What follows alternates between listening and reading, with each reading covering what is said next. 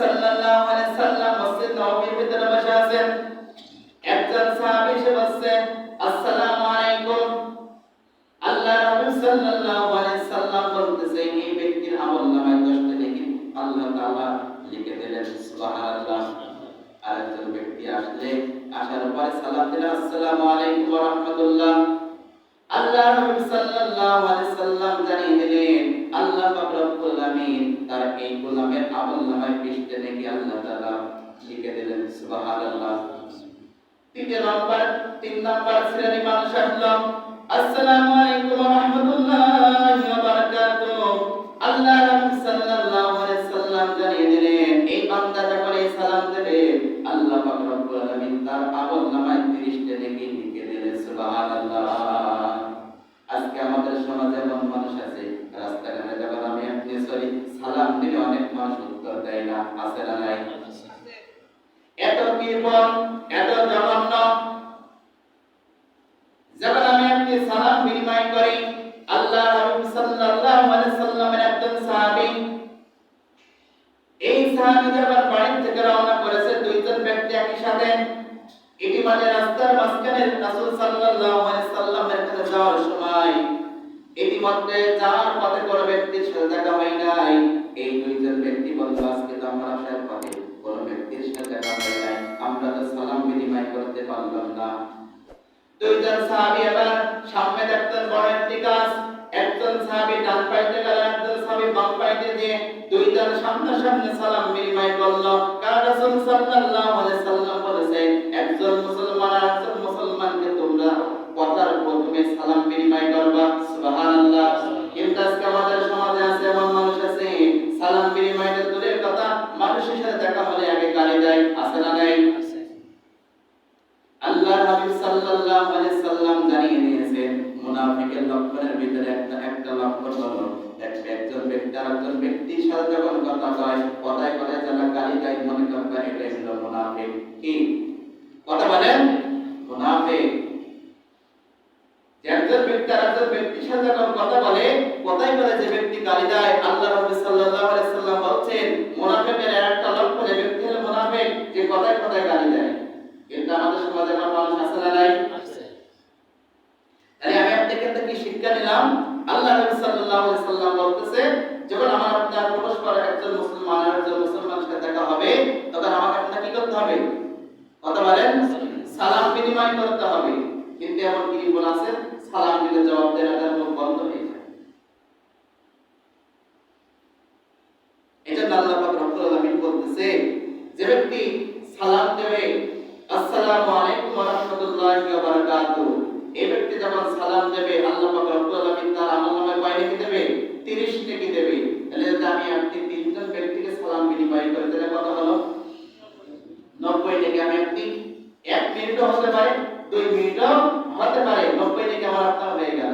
ইসলামটা সহজ, কিন্তু আমি আপনি বানিয়ে ফেলেছি কঠিন, তাই না? কারণ ইসলামটা কি কথা বলেন? সহজ, কিন্তু আমি আপনি ইসলামটা বানিয়ে ফেলেছি কঠিন। আচ্ছা বলেন তো, যারা পরিচিত নামাজি, 5 ওয়াক্ত নামাজ পড়তে তাদের কষ্ট হয় না? কথা বলেন, হয় না।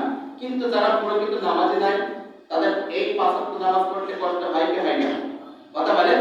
মসজিদের ভিতরে যখন আসে, তারা ভাবে কখন হুজুর পয়েন্ট শেষ করে নামাজ শেষ করবে, কখন এখান থেকে বেরোতে পারবো, এই চিন্তা হয় কি হয় না? কথা বলেন, হয়।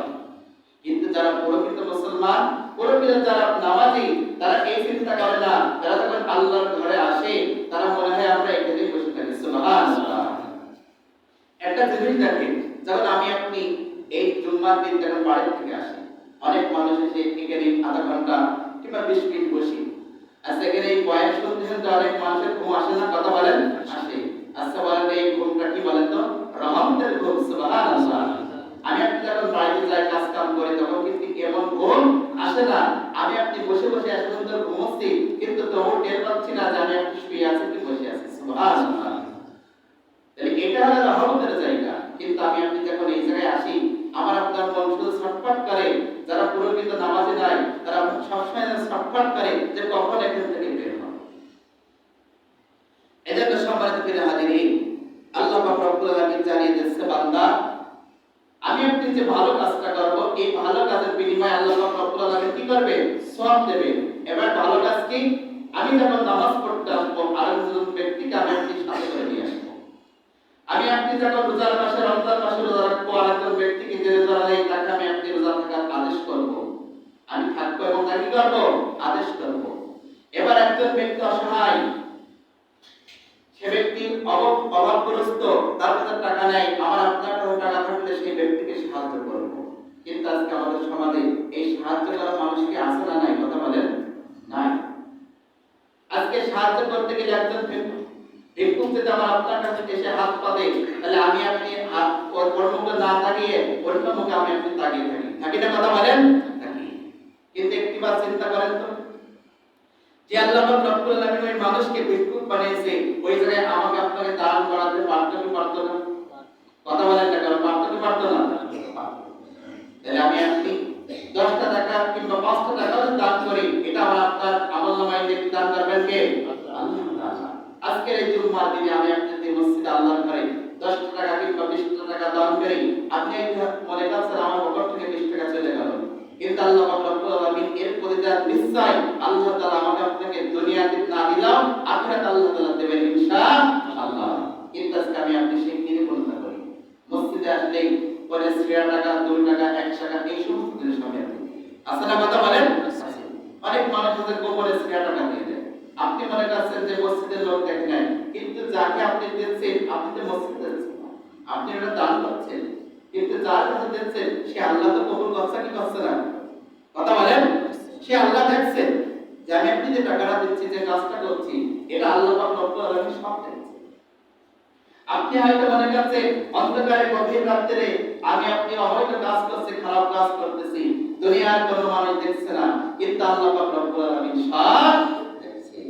আমাদের বইতে যাই একজন 3500 টাকা দিয়েছে, আলহামদুলিল্লাহ। আর বলতে 500 টাকা, 3500 টাকা বল না, 3500 আমার দুবার হাত খাল হয়ে যেতে। এজন্য সম্মানিত হাজিরিন, এজন্য আমাকে আপনাকে মনটা উদার করতে হবে। এজন্য আল্লাহ পাক রব্বুল আলামিন তাকে প্রথমেই বলছে জিহাদ করো, আর এই জিহাদ প্রত্যেকটা মুসলমানের আগে সর্বপ্রথম জিহাদ হলো নফসের জিহাদ করা। আমি আপনি নফস কন্ট্রোল না করতে পারি, আমি আপনি দেহ কন্ট্রোল করতে পারবো না। আর এই দেহ যখন কন্ট্রোল করতে পারবো না, এই দেহ আমার আপনার দেহের সাথে চলে যাবে। নফসকে যখন আমি আপনি কন্ট্রোল করব, আল্লাহকে ভয় করব, আল্লাহর ভয় অন্তরে যখন ঢুকাবো, তখন ওই ব্যক্তির দ্বারা কোনো খারাপ কাজ, কোনো অবৈধ কাজ হতে পারে না।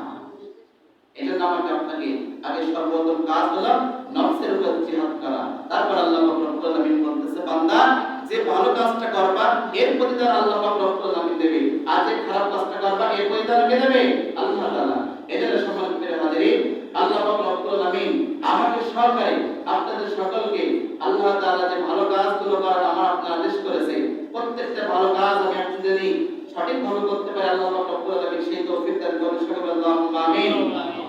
ওয়া আখিরু দাওয়ানা আলহামদুলিল্লাহি রাব্বিল আলামিন। আসসালামু আলাইকুম ওয়া রাহমাতুল্লাহি ওয়া বারাকাতুহু।